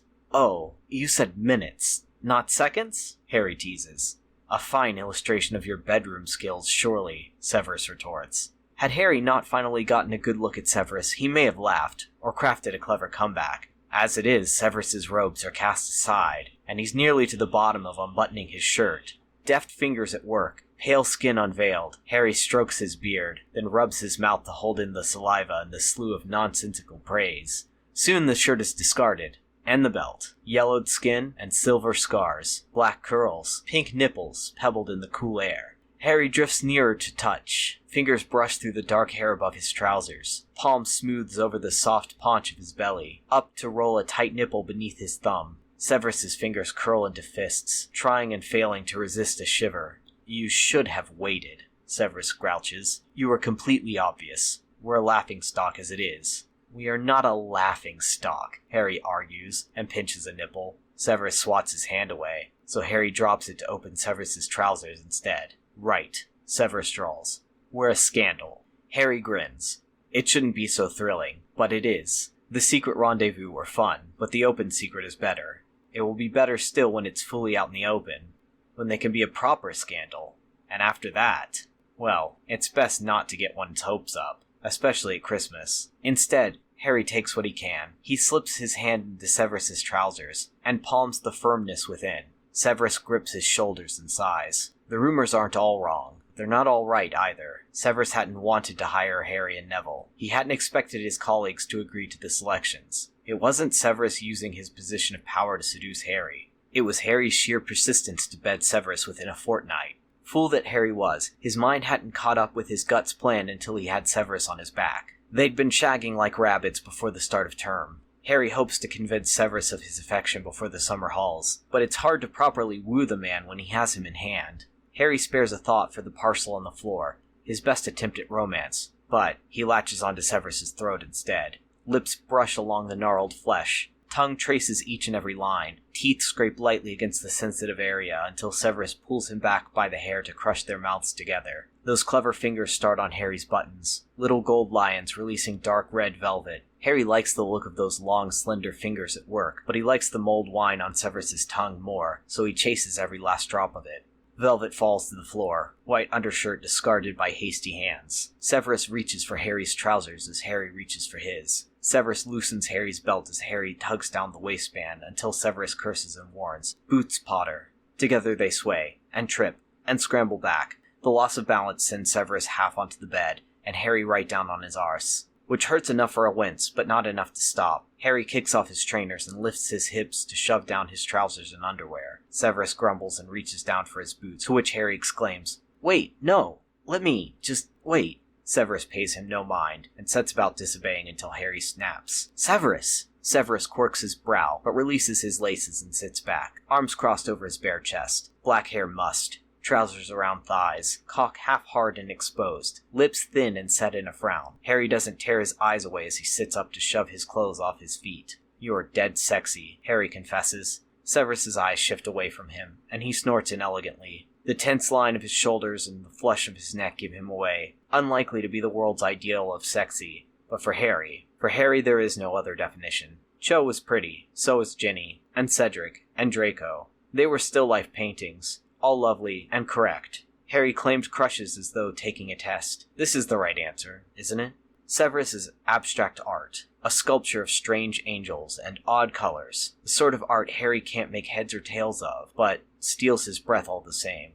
Arguing the point would only embarrass them both, so Harry crawls towards Severus instead. He nuzzles into Severus's soft belly and presses open mouth kisses down to his thighs. Severus's head tilts forward, hair obscures face, hands clutch the bedclothes. Harry smiles to himself and presses soft kisses to cock and each bollock. Only when he pulls a booted foot into his lap does Severus look at him again. Now it's Harry's turn to drop his gaze. There's a pang in his chest. He doesn't know what it was he saw in Severus's eyes. Too varied, too deep. Harry's fingers tremble when he plucks at Severus's laces. It takes a few tries to loosen the knots. His heart hammers. His palms sweat. Tender fingers card through his hair. Harry closes his eyes and tilts his face to press a kiss to wrist, then palm. Thumb brushes across lip. Harry blindly pulls the first boot free. The warm, familiar stench of feet long trapped in leather. Harry doesn't mind it. Quite likes it, really, though he'll never say so. Harry likes all of Severus's smelliest bits. The salt of his armpits, the heavy musk of his sack. Harry breathes in slowly, squeezes his eyes tighter against the urge to open. He feels his way to Severus's other boot, to the laces, which he loosens. Severus traces Harry's mouth, his cheekbone, his jaw, and he stares and stares. Harry wishes he would stop. He can feel it, even if he can't see it.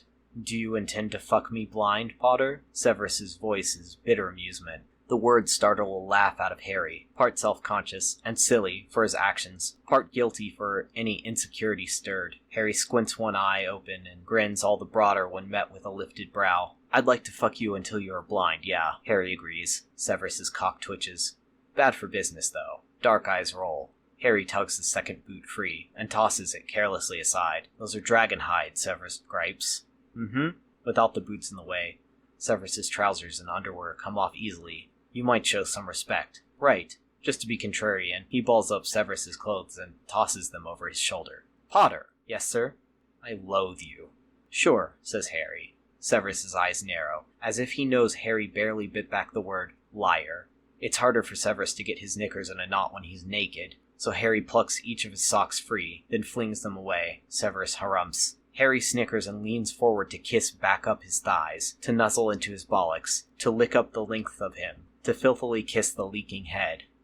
"Potter," Severus groans. He grabs the back of Harry's neck to pull him away. Harry fights the grip and sucks an inch, then two into his mouth. Severus chokes on a moan. His hips pump up. A third inch, then a fourth, then a hard object smacks into his head. There is pain and alarm, a muffled shout. Severus's cock lodged in his throat. Too hard, too fast. Tears hot down his cheeks. A sharp intake of breath. Discomfort when he falls back onto his arse.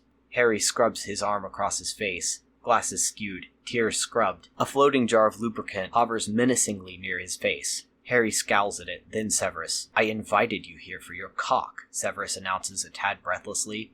"Not for you to dawdle." "It's Christmas, Severus." Harry snatches the lube from the air and sets it firmly on the floor. "Let me enjoy my gift." "I'm not a gift. I unwrapped you, didn't I?"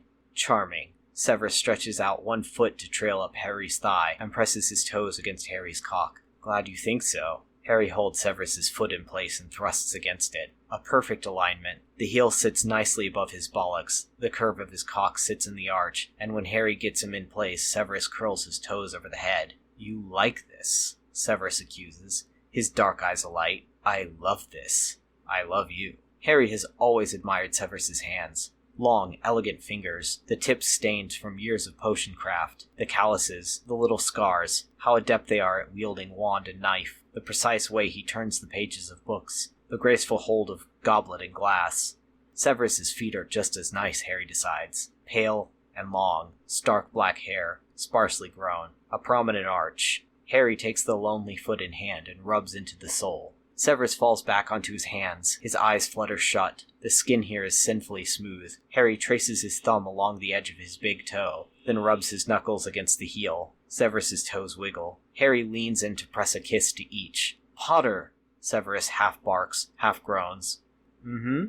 Harry sucks at the tip of a toe, then the whole of it. Tongue massages and explores and savors the salty, tangy flavor. He peers up at Severus, who stares back, eyes dark with lust, neck and chest flushed. Were this anyone else, Harry might be embarrassed. But were this anyone else, Harry would not be so enamored. It's Severus, and Severus alone he hungers for. Teeth press him to heel, tongue dragged along the arch, more bites along the ball. Severus lowers himself onto his back and presses hands over his face. His breath struggles to remain even, unaffected. Harry holds slender ankle in place to contentedly kiss and bite all along Saliva's slick foot, a muttered curse, a beckon of fingers, and the lube flies from the floor into Severus's palm. Harry lowers one foot into his lap and picks up the other. Slick toes press into Harry's cock as slick fingers encircle Severus's. Harry moans around Severus's toes. You'd rather my foot than my arse? Severus grumbles, eyes still hidden by an arm.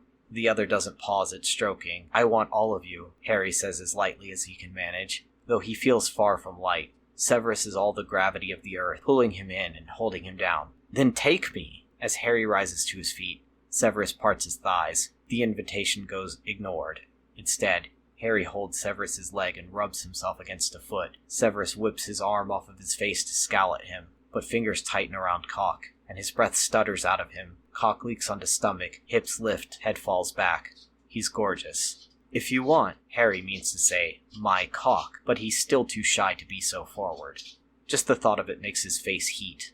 Me? You should open yourself. Get ready before I come. He wants to fit himself under Severus's arm and rut there. Wants to taste every bit of him, head to toe. Wants to choke himself on Severus's cock. To bury himself in Severus's mouth, in his arse. To spill himself into Severus's hand, onto his feet. To rub his cum into Severus's hair, then wash it clean. He feels himself mad with insatiable need. His grip tightens around Severus's ankle, as Severus rests his other foot on Harry's chest. More lube spills onto Severus's hand, and his fingers glide down past his cock to press inside of himself. Fuck, Harry gasps. Yes, Severus agrees. Clever toes rub Harry's nipple and curl around his cock. Those fingers plunge deeper, spread wider. Harry knows how tight, how hot Severus is inside.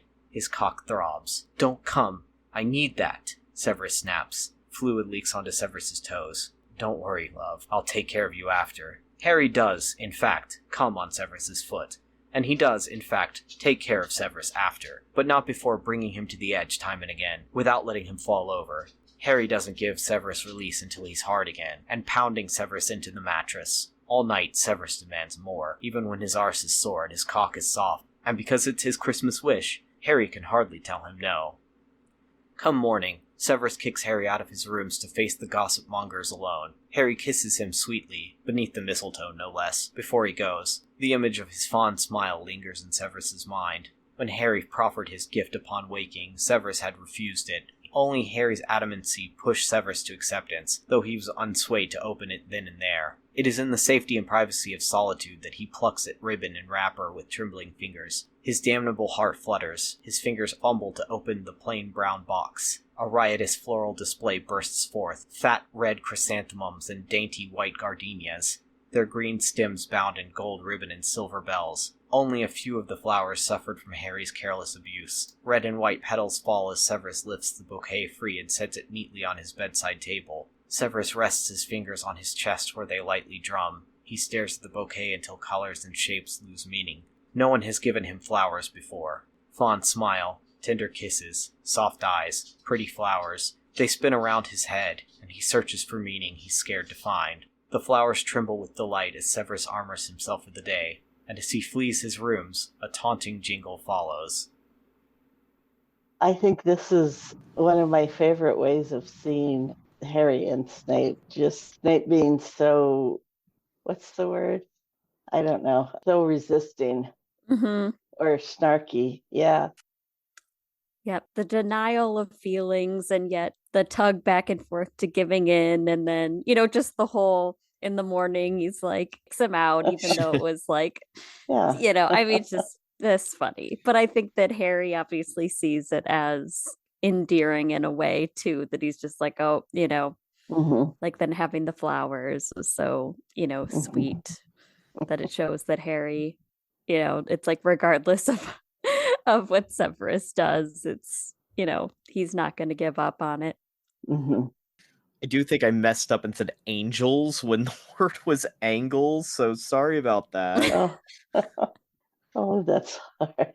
Sometimes when you're reading, you just say things. Yes. Mhm. I made a few mistakes too on mine. Yeah, I enjoyed that. I like how, I guess, bratty Snape was. Oh, yeah, absolutely. I really feel like I said, there are a lot of ways to write Snape, and there's no right way or wrong way, but I enjoy him being like a bratty pillow princess. Mm-hmm. Mhm. Yeah. It just sometimes I picture like The Simpsons, like the choking, like where he's just like, just fuck me, damn it. Like just like, Right. like Stop messing with my feet already. And right. this is not the first foot fetish scenario that I've been involved with. Oh Oh, yeah. really? Because I actually there's one called Nailed It that Snary5 ever wrote, and I sort of consulted with her about different tossing ideas around Oh. Mhm. while she was writing it. So I think I'm actually credited in the description of that on AO3. Mhm. Oh. But it was another one where Harry had a foot fetish and especially liked Snape's feet. So that's a recommendation. He likes all of him. Yes, he likes all of them. This one was a lot of fun too. I really liked it. Oh, yeah. Danpuff is a very good writer, Oh yes. Mhm. especially of Snary. Yeah. And is Snape sort of what's known as bottoming from the top? I mean, I think they say topping from the bottom. I mean, I don't know. Oh, topping from the bottom. Okay. That's never been my favorite concept because I feel like bottoming itself, that's just the physical thing, right? I guess it would be more like he's doming from the bottom. Right. Yeah, exactly. But I think if anything, he's bitching from the bottom, Oh. which we love to see. We love that. Mhm. Absolutely. Oh, yeah. Absolutely. And Harry loves it too. Oh Mhm. yes. He wouldn't have it any other way, I'm sure. Yeah. That's what I love bottom Snape. Obviously that's my preference, but I love Snape to be really bratty about it. I mean, I guess he could be demure and Mhm. that's fun too, but just him being just fuck me. Yeah. I invited you here for your penis, not for your Mhm. And Harry just does what the hell he wants to, which Yeah. is typical Harry. That's exactly what it is that Harry is just he will hear the brattiness and be like, whatever. Yeah, absolutely. I'll do what I want. Yeah. Yep. And he apparently gets away with it because at the end of the day, it's just Mhm. as long as eventually Severus gets what he came there for, that's all it's, Mhm. And so kick him funny. out of bed. Mhm. Yeah. Although Harry might like that. He might like the being kicked. Mhm. Mhm. Yeah, so fun. All right. Well, Lots of holiday goodies. Yeah. yeah. Happy holidays. Mhm. Happy holidays. We'll be back next year. So, Yes. That's always funny to say. Like, Yeah. see you next year. And it probably will be shortly if we're doing anything for Snape's birthday. Yes. Mhm. yes, actually, I've got some stories lined up, and Wonderful. Yay. so we'll see. Alrighty. It's always a nice winter celebration of Yes. Snape is always nice. The combination of Snolidays and Snert Day And New Year's if you've got any of that. hmm Yes, so thanks for joining me, Masao the dog. Yeah, thanks for having me. And green megs, no ham. Anytime. Always a pleasure. Yeah. All right. Okay, well, everybody have a great holiday. Yep.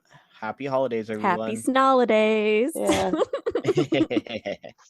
We did it. Yay. Yes. Thanks to author Raven2K and reader Jacunda Sykes for the amazing reawakening. Thank you, EchoOfaWind, for reading her story, All In. Thanks to author danpuff and reader Masao for White Lies and Silver Bells. And thank you, Fluffy Monk, for letting me read Love Story for a Bibliophile. Thanks, Masao and Megs, for joining the listening party. And thank you, listeners, for tuning in. I hope everyone has a wonderful holiday season and an excellent new year. For various reasons, we were unable to have stories from Flumette, Jackson, and Marauder's Affair on the show this year. I apologize and hope to feature them next year. Check out our additional reading page at snapechatpodcast.com for links to all these wonderful stories and more. And here we must say goodbye. We wish we didn't have to, but it hasn't escaped our notice that life isn't fair. Like us on Facebook, follow us on Tumblr and Blue Sky, or leave a comment on our website at snapechatpodcast.com or on Spotify. We'd love to hear from you. Many thanks to Nix for our continued work on our website. Be sure to check out Care of Magic Shippers podcast and alwayssnape.com. Thanks for listening. Until next time, stay snarky.